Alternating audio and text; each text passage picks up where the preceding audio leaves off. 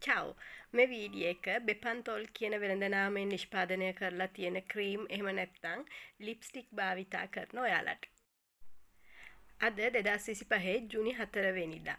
මේ වෙනකොට යුරෝපයේ බොහෝ රටවල් වල බෙපන්තෝල් කියන වෙළඳ නාමය යටතේ නිෂ්පාදනය කරලා තියෙන මූණට ගාන ක්‍රීම් එකක් සහ ලිප්ස්ටික් වර්ග දෙකක් වෙළඳ පොලෙන් ඉවත් කරමින් පවතිනවා.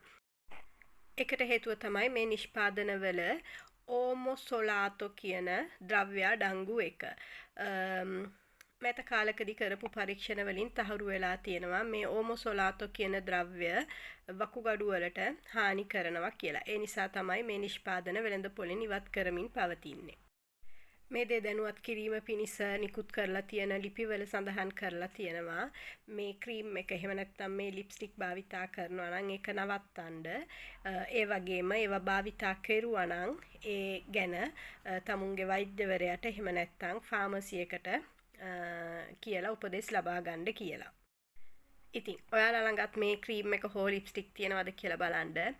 මම මේ සඳහන් කරන බැච් නම්බර්ස් චෙක් කරලා බලන්න.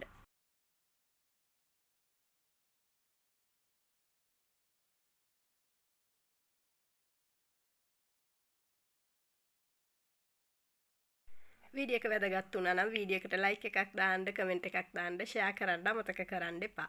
ඉතාලියේ ජීවත් වෙන ඔයාලා එහෙම නැත්නම් වෙන රටවල් වල හරි කමක් නැහැ මේ වගේ තොරතුරු දැනගන්න කැමති නම් තාම මාව ෆලෝ කරලා නැත්නම් මාව ෆලෝ කරන්නත් අමතක කරන්න එපා. චාව්.